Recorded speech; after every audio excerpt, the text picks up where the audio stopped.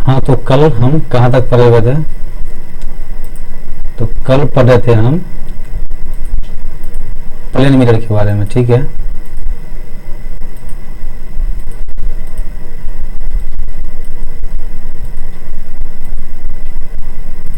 कल हम plane mirror के बारे में पढ़े थे और आज हम स्टार्ट करने वाले हैं नेक्स्ट टॉपिक। चलिए आज रिफ्लेक्शन ऑफ लाइट की हम बात करते हैं। सबसे पहले मैं थोड़ा सा पहले वाला रिवीजन करवा दूं कि समतल दर्पण में मैंने सबसे पहले बताया था कि समतल दर्पण की विशेषता, इसके बाद समतल दर्पण द्वारा बने प्रतिबिंब, इसके बाद बताए थे हम एक नेक्स्ट टॉपिक कलर यानी रंग के बारे में बताए थे। और उसके रंग में हम बेसिक रंग जो कि इंडिपेंडेंट है, किसी चीज पे डिपेंड नहीं, किसी के द्वारा नहीं फॉर्म होता है। और इसके बाद जो तीनों रंग को मिलाने पे जितने भी तरह के रंग फॉर्म होते हैं उसके बारे में बताया था। ये भी डिस्कस किए थे कि कोई भी वस्तु किस कलर को दिखेगा, यानी कि वो जिस कलर को रिफ्लेक्ट करती है तो वो उस कलर विजिबिलिटी प्रदान करती है। इतना सारा बात हम कल कर लिए थे और आज के लेक्चर में हम रिफ्लेक्शन ऑफ लाइट पढ़ने वाले हैं। देखिए, रिफ्लेक्शन ऑफ लाइट जो है ना, इसको हिंदी में बोलते हैं प्रकाश का अपवर्तन। क्या बोलते हैं? प्रकाश का अपवर्तन। तो ध्यान से सुनिए, इससे पहले हम लोगों ने प्रकाश का परावर्तन पढ़ चुके हैं। प्रकाश का परावर्तन रिफ्लेक्शन ऑफ लाइट पढ़ चुके हैं। तो प्रकाश का परावर्तन में हमने सबसे पहले ये पढ़ा था कि प्रकाश का परावर्तन सेम मीडियम में होता है। और इसके साथ साथ मैंने इसमें बहुत सारा क्या कहते हैं क्वेश्चन वगैरह भी करवाए थे और साथ साथ इसके एक रूल भी बताए थे। तो रूल में बताए थे, दो रूल थे इसके, और इसमें किस तरह से इसको थे, एक एंगल विशेषता, एक विजुअलाइजेशन विशेषता, ठीक। इसके बाद चलिए आज हम प्रकाश का अपवर्तन में बात करने वाले हैं कि इसमें इंटरफेस का कैसे बनता है। इंटरफेस कहने का मतलब इसमें दो मीडियम इन्वॉल्व होगा। कितने मीडियम? दो मीडियम। मतलब प्रकाश की लाइट दो मीडियम से गुजरेगी। दो मीडियम कहने का मतलब माध्यम 1 और माध्यम 2 से गुजरेगी। मतलब सब माध्यम, पहला माध्यम और दूसरा माध्यम से गुजरेगी। माध्यम कहने का मतलब ये नहीं, मतलब मीडियम होता है। मीडियम मतलब कोई भी चीज ले सकते हैं, जैसे कि बेसिकली बुक वगैरह या कहीं भी एग्जाम्पल लेता है पहले भी, एयर वाटर या एयर ग्लास या वाटर ग्लास, कुछ भी हम ले सकते हैं मीडियम, जिसको क्या बोलते हैं? माध्यम। तो चलिए यहाँ बेसिक फॉर्म में हम हर जगह मीडियम फर्स्ट और मीडियम सेकेंड या कोई भी सब्सटेंस फर्स्ट या सब्सटेंस सेकेंड, इस तरह का उदाहरण लेके जो इंटरफेस का केस बनता है इसमें हम प्रकाश का अपवर्तन पढ़ने वाले हैं। ठीक, यहाँ तक समझ में बात आ गई? तो चलिए स्टार्ट करते हैं आज का लेक्चर, ठीक है। सबसे पहले हम एक न्यू स्लाइड ऐड करते हैं, इसके बारे में थोड़ा बहुत लिख के बताते हैं आप लोग को।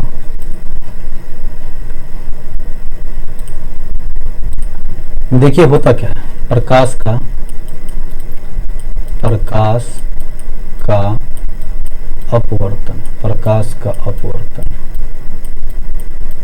प्रकाश का अपवर्तन में जो है ना कुछ है नहीं इसमें। बेसिकली उसमें था क्या कि प्रकाश के परावर्तन में हमने देखे थे कि सिंगल मीडियम यानी कि सेम मीडियम में रिफ्लेक्ट हो जा रहा था, लेकिन यहाँ मीडियम 2 आ जाएगा। यानी कि मीडियम में करने का मतलब इसमें इंटरफेस का केस बनेगा। मान लीजिए कोई मीडियम, पहला ये है, ठीक, इसको मान लेते हैं एयर, इसको मान लेते हैं मीडियम फर्स्ट, ठीक। इसके बाद सेकेंड मीडियम जस्ट इसके नीचे, ये हो गया वाटर, ठीक। इसको मान लेते हैं मीडियम 2। अब देखिए कहीं भी हम उदाहरण लेंगे तो मीडियम मतलब माध्यम फर्स्ट और माध्यम सेकेंड, मतलब द्वितीय, प्रथम माध्यम और द्वितीय माध्यम। तो इसमें कंडीशन यहाँ तो दिख रहा है, एयर और वाटर में कंडीशन कैसे बन रहा है कि माध्यम 1 जो है, माध्यम 1 रेयर मीडियम है अकॉर्डिंग टू किसके कंपेरिजन? माध्यम 2 के कंपेरिजन। देखिए रेयर और डेंसर का केस रिलेट जब भी होता है वो दोनों के कंपैरिजन बेसिस पे होता है। अकेले किसी माध्यम को देख के हम मतलब सघन, जिसको रेयर बोलते हैं, तो विरल और इसको डेंसर बोलते हैं, उसको क्या कहते हैं, ये सघन नहीं बोल सकते हैं। कंपैरिजन होगा, यानी कि माध्यम फर्स्ट जो है ये विरल है, किसके कंपैरिजन में, माध्यम टू के कंपैरिजन में। यानी कि वाटर जो है, एयर जो है, ये मतलब क्या कहते हैं, ये विरल है किसके कंपैरिजन में, वाटर के कंपैरिजन में। ठीक, यहां तक बात समझ में आ गई।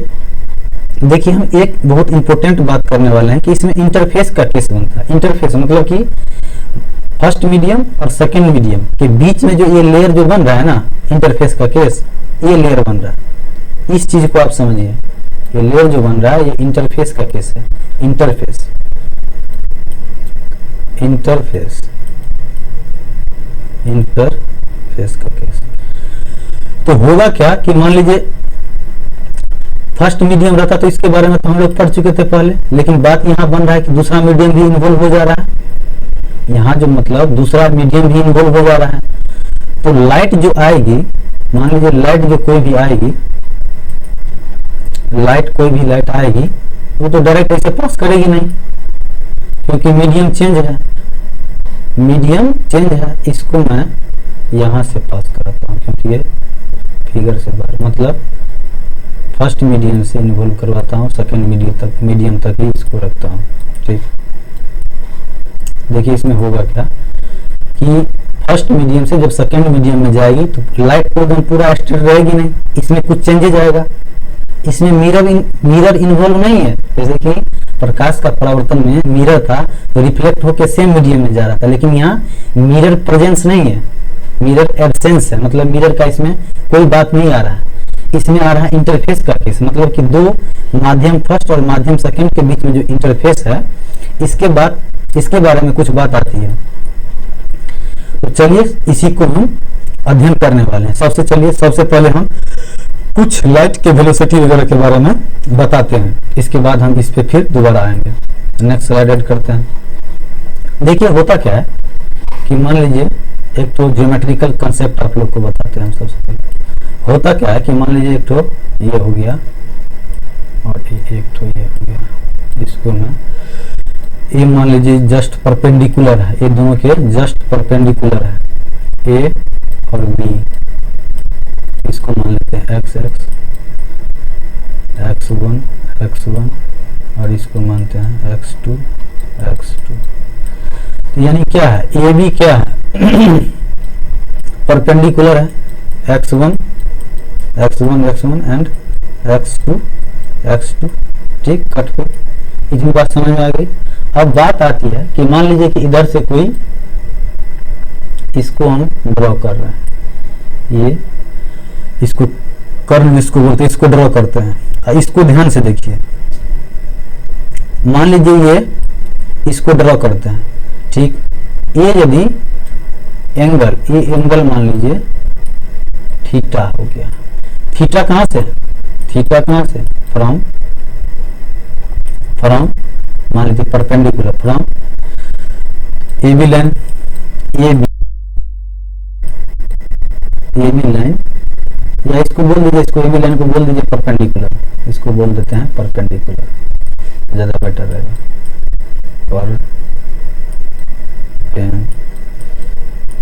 परपेंडिकुलर यानी परपेंडिकुलर से, परपेंडिकुलर लाइन जो है उससे इसका एंगल बन रहा है थीटा। इतनी बात समझ में आ गई। अब देखिए एक बात गौर कीजिए, जैसे जैसे मैं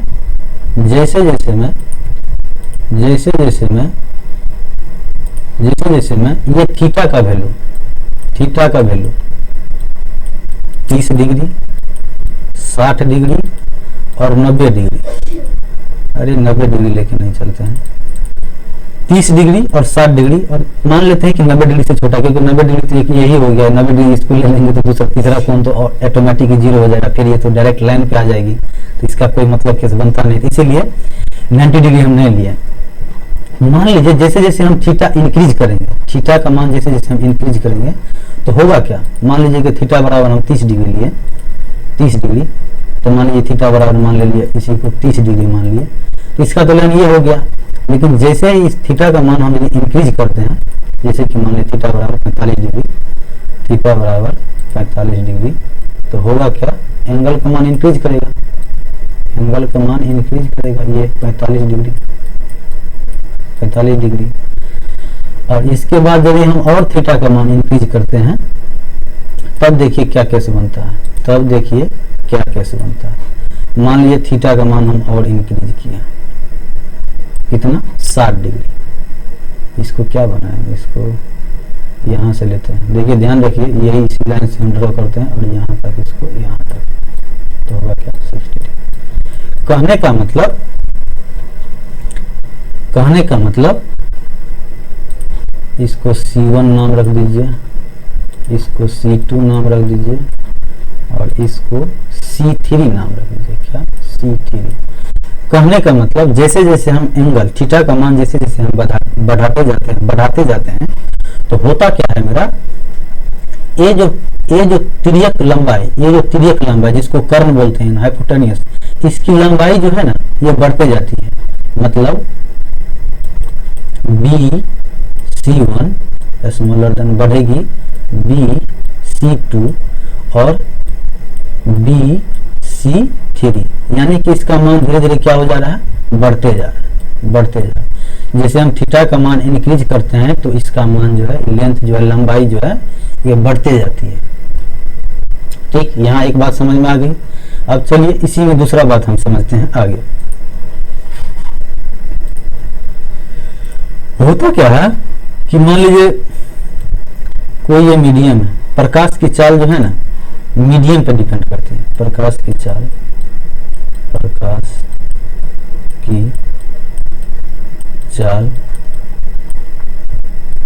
ठंडा लग रहा है, मीडियम पे डिपेंड करती है। ठीक, मीडियम पे डिपेंड करती है। कहने का मतलब हुआ कि लाइट का जो वेलोसिटी है ना वो बिल्कुल मीडियम पे डिपेंड करती है। वेलोसिटी का बात बोल रहे हैं यहाँ। एक चीज ऐसा है लाइट का प्रॉपर्टी जो कि डिपेंड नहीं करता है मीडियम पे, उसको नहीं हम ले रहे हैं। यहाँ लाइट का वेलोसिटी का बात कर रहे हैं। तो लाइट का वेलोसिटी क्या कर रहा है, मीडियम पे डिपेंड कर रहा है। तो मान लीजिए कोई विरल माध्यम, मतलब दो मीडियम है, पहला मीडियम ये हो गया और दूसरा मीडियम ये हो गया। ये मीडियम हो गया विरल, ये हो गया सघन। ये दोनों को आपस में जब हम कंपेरिजन किए हैं तब एनालिसिस किए हैं। मान लीजिए इसको हम एयर मान लेते हैं और इसको हम वाटर मान लेते हैं। ठीक, तो अब हमको बताइए कि वेलोसिटी ऑफ लाइट किसमें मैक्सिमम होगा, मतलब प्रकाश की चाल किसमें ज्यादा होगा।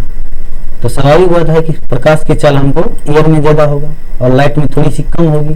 ठीक, इतनी बात हमको समझ में आ रहा है। इतनी बात जब हमको समझ में आ रहा है तो ध्यान रखिए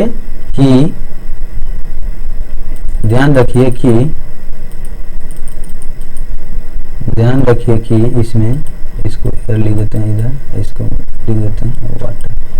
कि मान लीजिए कोई रे आ रही है, इसको जस्ट ये रे जो है ना एयर से ही आ रही है, तो यहाँ पर तो यहाँ तक जो इसका वेलोसिटी होगा मान लीजिए v1, फिर इसके बाद जब आगे सेकेंड मीडियम में जाएगी इसका वेलोसिटी कुछ चेंज होगा, v2 होगा।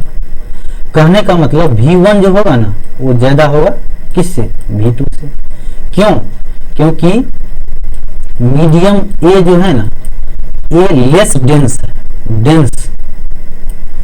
डेंस है कंपैरिजन टू किसके, मीडियम W, मतलब मीडियम एयर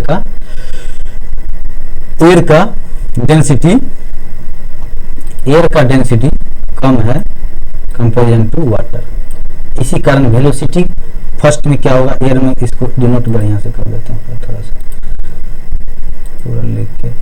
इसका क्या एयर में वेलोसिटी ज्यादा होगा कंपैरिजन टू वाटर में। इतनी बात समझ में आ गई। अब यहाँ वेलोसिटी के बाद समझ में आ गया।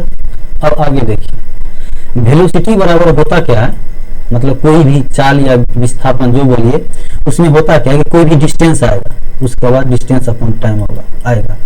कहने का मतलब जब इन दोनों को बीच में जब हम कंपैरिजन करेंगे तो होगा क्या, सेम कंपैरिजन कब होता है? कोई एक चीज को, जब दो चीज वेरिएबल हो तो कोई एक चीज को कांस्टेंट मान के हम तीसरा चीज के बारे में एनालिसिस करते हैं। तो यहाँ हम टाइम को कांस्टेंट मान रहे हैं और डिस्टेंस के बारे में हम एनालिसिस कर रहे हैं। तो होगा क्या, विरल माध्यम में ये जो लाइट आएगी, ये कुछ ज्यादा डिस्टेंस ट्रेवल कर जाएगी? नहीं कर जाएगी, क्योंकि इसमें वेलोसिटी ज्यादा है। और इसमें क्या होगा, इसमें कुछ कम डिस्टेंस ट्रेवल करेगी। कहने का मतलब इसमें लेंथ ज्यादा ट्रेवल करेगा और इसमें लेंथ कम ट्रेवल करेगा। इसमें लेंथ कम ट्रेवल करेगा। इतनी बात समझ में आ गई? चलिए आगे देखते हैं। आगे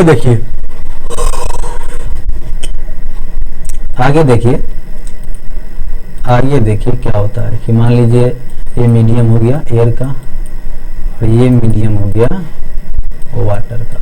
ठीक, इसमें मान लीजिए अब हम इसको एनालिसिस अच्छा से कर रहे हैं। मान लीजिए ये पूरा नॉर्मल हो गया दोनों के बीच में।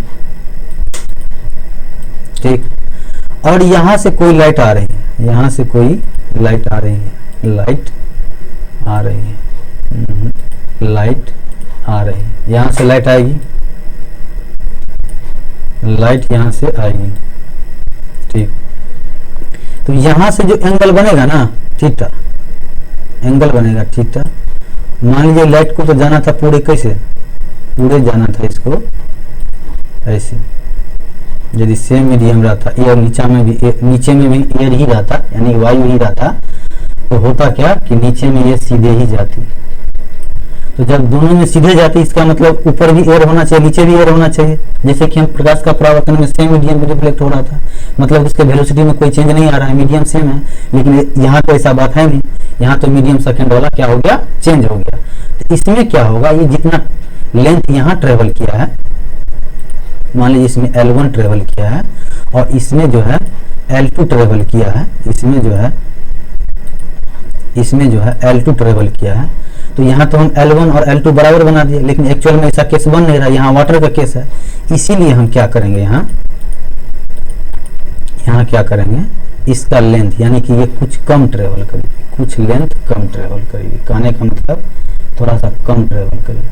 अब हमको यहाँ से कैसे बुझा रहा है कि लेंथ कम ट्रेवल करेगी? मान लीजिए यहाँ से θ1 हो गया और यहाँ से परपेंडिकुलर, यानी कि ये परपेंडिकुलर है, ये θ2 हो गया। कहने का मतलब θ1 का मान जो होगा ना वो बड़ा होगा θ2 से, तभी तो ये डिस्टेंस कम होगा, हम इसीलिए पिछले कंसेप्ट पीछे जो बता रहे थे, तो इसीलिए हम सबसे पहले यहाँ जो है हम डिस्टेंस का कंसेप्ट आप लोग को बता दिए थे कि एंगल पे किस तरह से किस तरह से डिस्टेंस डिपेंड करता है। ठीक, अब तो यहाँ बात समझ में आ गई।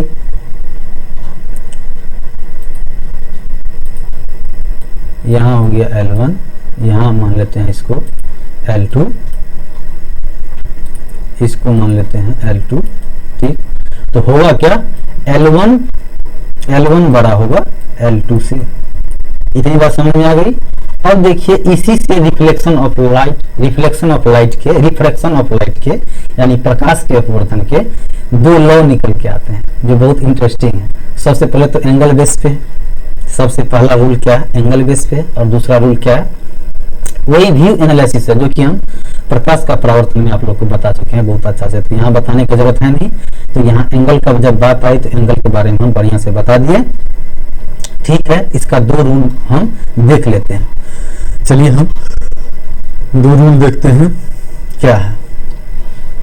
सबसे पहले मैंने यही बताया था कि प्रकाश के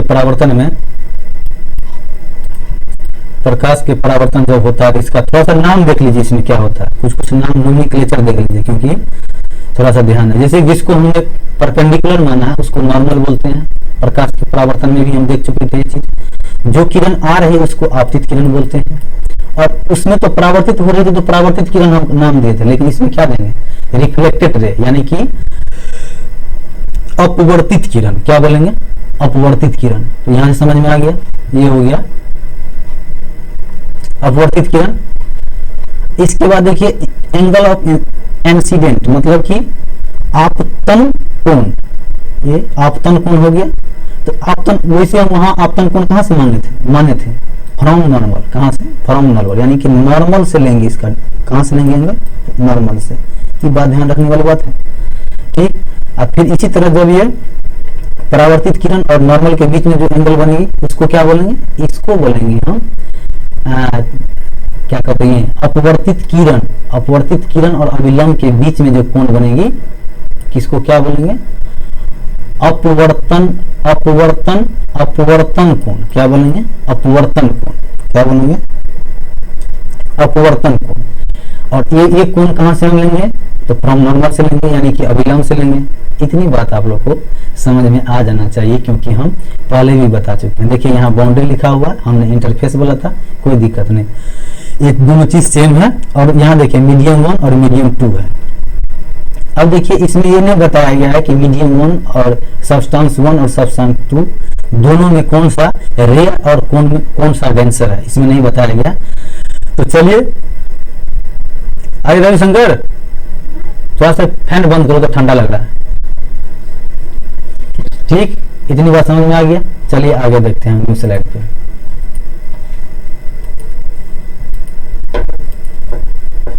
देखिए इसमें जैसे कि इसमें जैसे कि एक एग्जाम्पल लिया हुआ है, इसको हम बढ़िया से देख लेते हैं। एग्जाम्पल ये है इसमें, एग्जाम्पल ये है इसमें कि मान लीजिए कि कोई पेंसिल, कोई बीकर में जो वाटर है उसमें रखा हुआ है, पूरा बीकर में रखा हुआ है पेंसिल। तो होगा क्या, कोई लाइट जो आएगी, मतलब जब लाइट आएगी तो वो क्या होगा, पहले बीकर के ये पहले फ्री स्पेस में जाएगा, इसके बाद ये फिर वाटर में इंटर करेगा।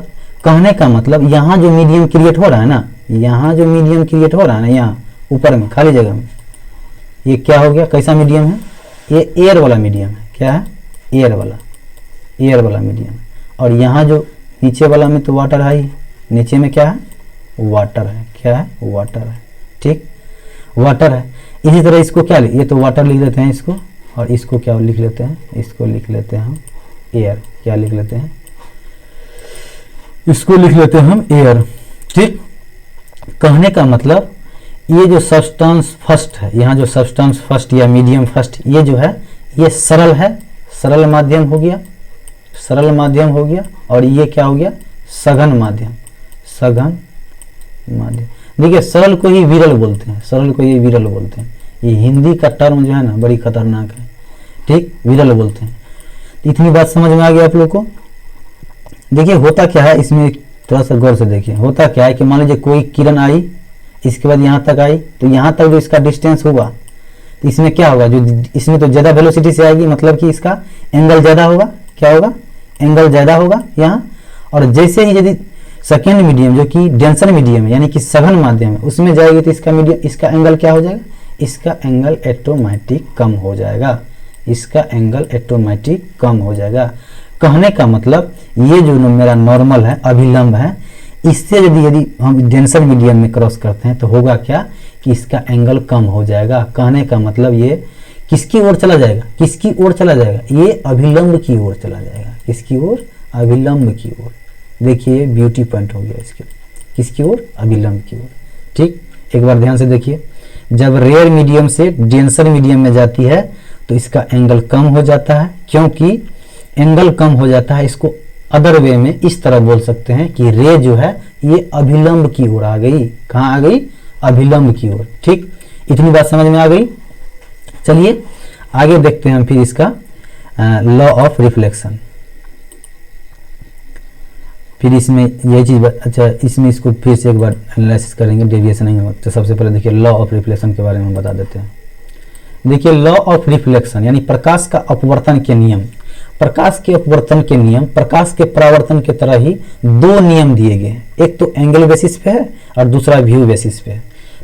तो व्यू बेसिस पे तो हम आप लोग को बता चुके थे, इसमें भी उसी तरह से बनेगा, यानी कि आपतित किरण, अभिलंब और अपवर्तित किरण, तीनों क्या होगा, सेम प्लेन में लाई करेगा, यानी कि मतलब यहाँ वहाँ था परावर्तित किरण और यहाँ क्या हो गया अपवर्तित किरण, और तीनों क्या हो गया सेम प्लेन में आ गया।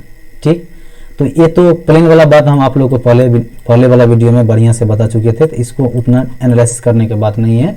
और बात रही इसका एंगल बेसिस पे, तो एंगल बेसिस पे मैंने आप लोग को आज बता दिया, इसको ध्यान रखिए। इसमें क्या कहा जा रहा है, ratio of the sine of the angle of inclination to the sine of the angle of refraction is constant. कहने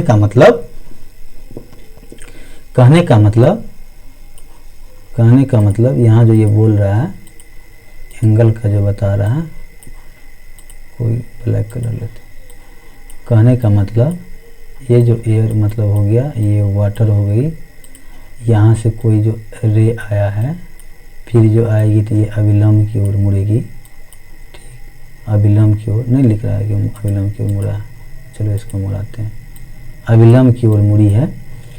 इसमें इसका क्या बोल रहा है, ratio of the sine of the angle of inclination, मतलब एंगल ऑफ इंक्लिनेशन क्या हो गया आई, रिफ्रैक्शन एंगल क्या हो गया आर, मतलब साइन आई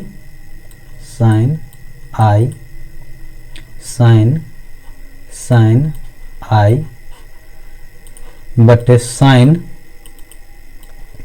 आर बराबर बोल रहा है एंड साइन आई बटे साइन आर। यहाँ कोई कांस्टेंट आ रहा है, कांस्टेंट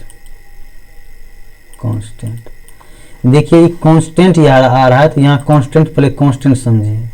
कोई भी चीज कांस्टेंट मतलब कहने का मतलब इन दोनों का जो रेशियो आएगा ना, तो ऑलवेज कोई ना कोई कांस्टेंट वैल्यू देगा। कांस्टेंट कहने का मतलब उसका वैल्यू वेरिएबल नहीं होगा, यानी कि वो मतलब डिपेंडेंट नहीं होगा किसी पे, ये डायरेक्ट मतलब कांस्टेंट होगा, यानी कि ये चेंज नहीं करेंगे, ये फिक्स रहेंगे।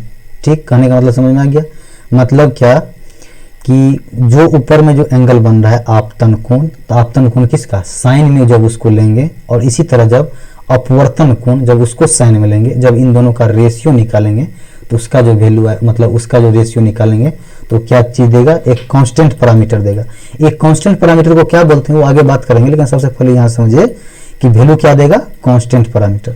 आई थिंक आप लोग को थोड़ी बहुत जानकारी प्रकाश के अपवर्तन के बारे में हो गया होगा, और लॉ ऑफ रिफ्लेक्शन यानी प्रकाश के अपवर्तन के नियम के बारे में भी जानकारी हो गया होगा, ऐसा हम मान के चलते हैं।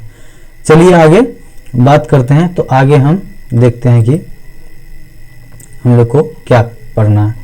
देखिए होता क्या है कि मान लीजिए एक चीज आप लोग को नहीं बताया, हम एक चीज आप लोग को हमने बताया, क्योंकि वहां बोले थे कि प्रकाश का वेलोसिटी हम बोल रहे हैं, प्रकाश का वेलोसिटी बोल रहे हैं, जब रेयर मीडियम से डेंसर मीडियम में जाती है तो उसका वेलोसिटी क्या होता है, रिड्यूस हो जाता है। कहने का मतलब जब विरल माध्यम से सघन माध्यम में जाती है तो प्रकाश का चाल क्या होता है, घट जाता है। और क्यों घट जाता है, तो क्योंकि डेंस मीडियम है। लेकिन एक चीज इसमें नहीं घटता है, उसको बोलते हैं फ्रीक्वेंसी। क्या बोलते हैं, फ्रीक्वेंसी। फ्रीक्वेंसी छोड़कर अदर जो भी पैरामीटर है वो लाइट का जब एक मीडियम से दूसरे मीडियम में जाती है तो सब चीज उसका चेंज कर देता है बशर्ते एक मीडियम को। तो इसीलिए हम मोस्ट इंपोर्टेंट करके यहाँ एक तो पॉइंट ऐड कर लिए हैं कि इसको भी बता दूं मैं कि फ्रीक्वेंसी को छोड़कर बाद बाकी सब चीज को क्या कहते हैं, चेंज हो जाता है, यानी कि फ्रीक्वेंसी कांस्टेंट होता है। यानी कि फ्रीक्वेंसी क्या होता है, कांस्टेंट होता है, यानी कि इस पे मीडियम पे डिपेंड नहीं करता है, मीडियम पे डिपेंड नहीं करता, यानी कि इंडिपेंडेंट होता है, इंडिपेंडेंट होता है। अब देखिए फ्रीक्वेंसी को ही बोला जाता है, क्या बोला जाता है, नंबर ऑफ वेव्स। क्या बोला जाता है, number of wave. Number of जितना वेव हम सेंड करेंगे इन टाइम, यानी कि टाइम के रिस्पेक्ट में जितना हम नंबर ऑफ वेव सेंड करेंगे उसी को फ्रीक्वेंसी बोलते हैं। फ्रीक्वेंसी बराबर होता है 1/t, यानी कि एक सेकेंड, यानी कि एक सेकेंड में कितना नंबर ऑफ टाइम्स हम उसको भेज रहे हैं। ठीक, ये चीज समझ अच्छी 1/t होता है। क्या होता है, 1/t फ्रीक्वेंसी 1/t। तो यही चीज इसमें बताया गया कि फ्रीक्वेंसी की छोड़कर बाद में की चीज चेंज कर जाता है। ठीक, अब देखिए आगे। अब वेलोसिटी ऑफ स्पीड मतलब लाइट का वेलोसिटी हम बोले थे कि सब मीडियम में अलग अलग होता है, तो जरा सा इसको देख लीजिए।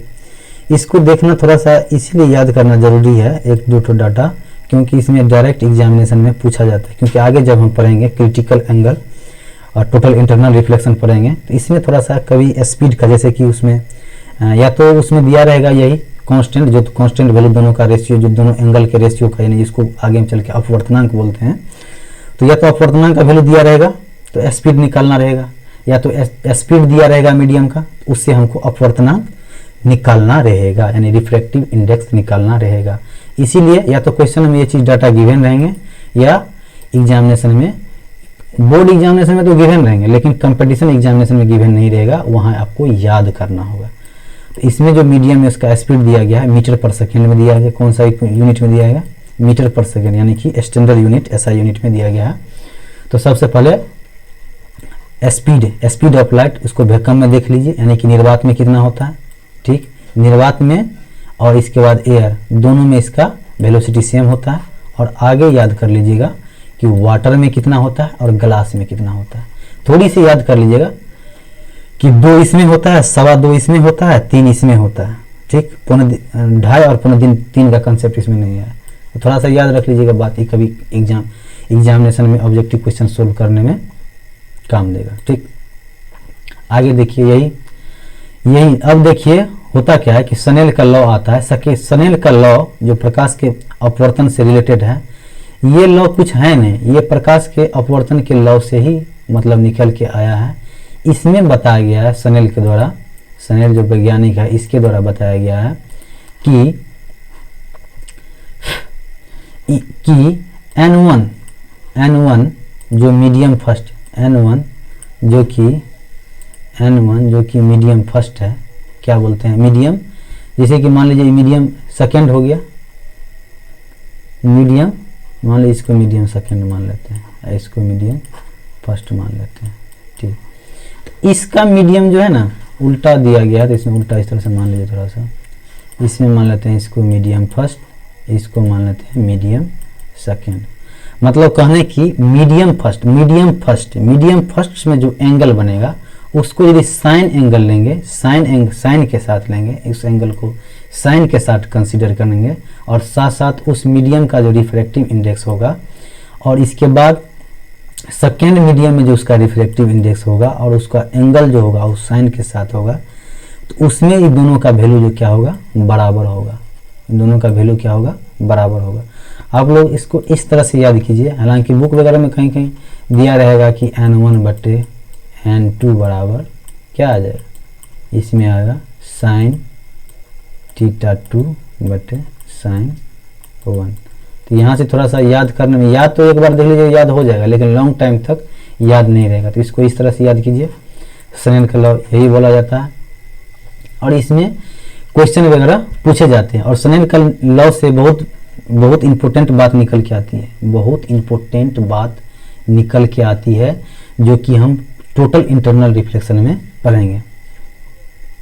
अब देखिए टोटल इंटरनल रिफ्लेक्शन क्या है, कि यहाँ तो हम प्रकाश का अपवर्तन पढ़ रहे हैं, लेकिन यहाँ टोटल इंटरनल रिफ्लेक्शन यानी कि प्रकाश का अपवर्तन का बात आ गया। तो उसमें हम जानेंगे बहुत कि मतलब बहुत इंटरेस्टिंग चीज़ है, तो उसको जानेंगे हम आगे क्या होता है, बहुत अच्छे से पढ़ने वाले हैं। अब देखिए एग्जाम्पल, प्रकाश के अपवर्तन के एग्जाम्पल। देखिए होता क्या है प्रकाश के अपवर्तन में, इसमें एक ही बात ध्यान रखना, वो जो आपको पहले हम बोले थे ना कि जब रे पास करेगी, जैसे ये डेंसर मीडियम में जाएगी तो रे थोड़ा सा कहाँ, एंगल थोड़ा सा कम हो जाए, यानी कि इसको यदि हम यहाँ से नॉर्मल लेंगे तो ये कर्व क्यों हो जा रहा है, ये थोड़ा सा होगा क्या कि एंगल छोटा हो जाएगा, मतलब कि ये पूरा आ जाएगा किसकी ओर, अभिलंब की ओर, नॉर्मल की ओर आ जाएगा। तो नॉर्मल की ओर आने पर होता है क्या ना, नॉर्मल की ओर आने पर होता क्या कि एक्चुअल में तो यहाँ है, लेकिन इसमें होता क्या है, एक्चुअल में तो यहाँ है, लेकिन इसमें होता क्या है कि मान लीजिए कि लाइट जो पास होती है ना, लाइट जो पास होती है, हमको जो दिखता है, तो यहाँ से लाइट निकलती है और लाइट निकल के बाहर जाती है।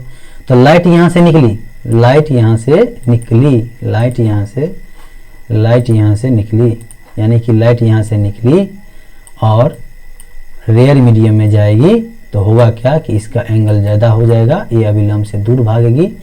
तो होगा क्या कि जो मेरा जो यहाँ जो ऑब्जेक्ट है ना, जो वस्तु है ना, वो थोड़ा सा हमको इसके कंपेरिजन में यहाँ, क्योंकि इसके यहाँ तो रेस सीधा बन रहा है, इसके कंपेरिजन में पीछे बढ़ाने पे हमको लगेगा कि थोड़ा सा ऊपर बन रहा है। ठीक, तो यहाँ लॉ ऑफ रिफ्लेक्शन एंगल का ही इसमें थोड़ा सा कंसेप्ट लगता है। और इसका एग्जाम्पल जिस तरह से, मान लीजिए कि कोई छर रखा है बीकर में तो वो टेढ़ा दिखेगा, मान लीजिए कोई सिक्का रखा है तो थोड़ा सा ऊपर दिखेगा, जैसे कि मछली है तो थोड़ा सा ऊपर दिखेगी, थोड़ा सा बाल्टीन का पेंदी हो गया तो थोड़ा सा ऊपर दिखेगा। मतलब इससे जो भी कंसीडर एग्जाम्पल कितना रटिएगा, जो भी इसका मतलब एग्जाम्पल जो भी आएगा इससे रिलेटेड, तो वो इनके एग्जाम्पल एनालिसिस करके आप दे सकते हैं। समझ में आ गया बात?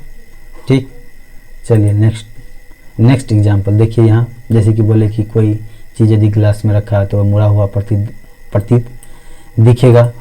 इस तरह से इसमें देखिए चम्मच रखा हुआ है ग्लास में जिसमें वाटर है। इसमें होता है कि डेंसर मीडियम से बताएं, डेंसर मीडियम से रेयर मीडियम में जाएगी तो थोड़ा अभिलंब से दूर चल जाती है, जिसके कारण ये मुड़ा हुआ प्रतीत होता है। ठीक, अब आगे देखिए, इस तरह इसमें तारा वगैरह को भी देखने पर होता है कि प्रकाश के अपवर्तन के सिद्धांत पे होता है। क्योंकि प्रकाश के अपवर्तन सिद्धांत क्यों होता है? क्योंकि इसमें जो बहुत सारा एटमॉस्फेयर में प्रेजेंट पार्टिकल वगैरह और बहुत सारा सब्सटेंस है ना, वो क्रिएट कर देता है डेंसर मीडियम। बस इसमें यही बात ध्यान देना, इसमें ये क्रिएट कर देता है डेंसर मीडियम। क्या क्रिएट कर देता है? Denser medium, denser medium create कर देता है। बस बात थोड़ी सी इतनी सी इसमें है, जिसके कारण ये एक्चुअल हाइट पे ना दिख के कहीं और दिखता है। ठीक, अब देखिए क्या बताया जा रहा है कि हाँ, कि प्रकाश का अपवर्तन जो है ना, किस किस चीज पे डिपेंड करता है। एक बार कंपटीशन में इस तरह से क्वेश्चन एग्जामिनेशन में पूछा गया था, तो इसी को हम लोग देख लेते हैं। देखिए, दो चीज पे प्रकाश का अपवर्तन डिपेंड करेगा। प्रकाश का मतलब इफेक्ट करेगा दो चीज से। पहला, इसमें क्योंकि मीडियम है आती है, डेंसिटी का बात आ रहा है, तो डेंसिटी का बात जब भी आ रहा है तो उसका जो भी इंट्रेंसिक प्रॉपर्टी या एक्सटेंसिव प्रॉपर्टी जिसके कारण ये चेंज कर जाता है, तो इस पे डिपेंड करेगा। और ये प्रॉपर्टी किस पे डिपेंड करती है? टेम्परेचर पे। टेम्परेचर करने का मतलब तापमान पे। तापमान यदि हम कोई भी चीज़ पे यदि इंक्रीज करेंगे तो उसका डेंस मीडियम क्या होगा, धीरे धीरे वो लूज होना स्टार्ट हो जाएगा और धीरे धीरे उसका मीडियम ही मतलब कि उसका डेंसिटी ही चेंज होना स्टार्ट हो जाएगा, जिसके कारण ये डायरेक्टली टेम्परेचर पे डिपेंड करता है। दूसरी बात आती है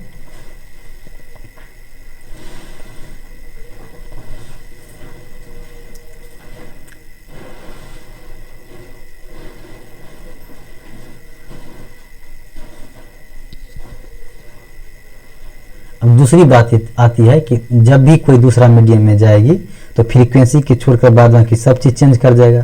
तो यहाँ फ्रीक्वेंसी को छोड़कर बाद बाकी क्या है, वेवलेंथ के बारे में दिया गया है। तो वेवलेंथ तो स्वाभाविक बात है कि वो चेंज करेगी, डिफरेंट होगा।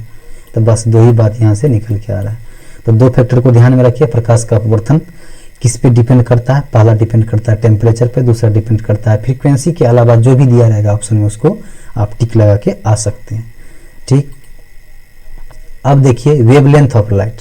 प्रकाश का वेवलेंथ ऑफ लाइट हम इसलिए जान लेते हैं कि क्योंकि आगे हम लोग को पढ़ना है प्रकाश का वर्ण विक्षेपण। और प्रकाश का वर्ण विक्षेपण जो हम फर्स्ट लेक्चर में बताए हुए थे डेविएशन एंगल, तो उसी को डेविएशन एंगल का यूज करके हम प्रकाश का वर्ण विक्षेपण पढ़ने वाले हैं। डेविएशन एंगल के बारे में जब हमको पता रहेगा तो हम वेलोसिटी ऑफ लाइट यदि हमको पता रहेगा, वेलोसिटी ऑफ लाइट जितना मतलब वेलोसिटी ऑफ लाइट और वेवलेंथ ऑफ लाइट यदि हमको पता रहेगा तो हम उसको अकॉर्डिंग टू क्या कहते हैं, ये डेविएशन एंगल के आधार पर प्रकाश का वर्ण विक्षेपण बहुत अच्छा से जानने वाले हैं।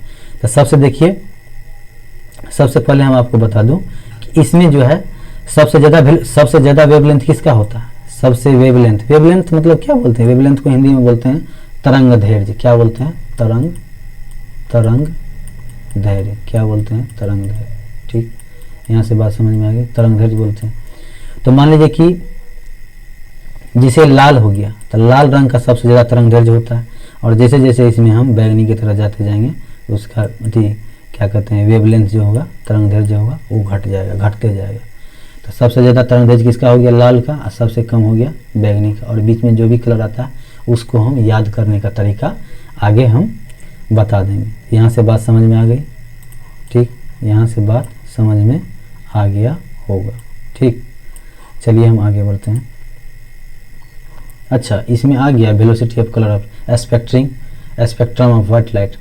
देखिए स्पेक्ट्रम ऑफ व्हाइट लाइट से पहले मैं आप लोग को स्पेक्ट्रम ऑफ व्हाइट लाइट से आप लोग को हम डेविएशन एंगल बताए थे। हमको लगता है कि आज यहीं तक रहने देना चाहिए, क्योंकि आज हम लोग पढ़ लिए हैं और इसी को रिवीजन करके आगे नेक्स्ट क्लास में आइएगा, फिर हम आगे पढ़ते हैं यहाँ से, क्योंकि यहाँ से जो है ना थोड़ा सा कंसेप्ट है, यहाँ से देखिए हम अच्छा से बताने वाले हैं। ठीक है ऑल ऑफ, थैंक यू।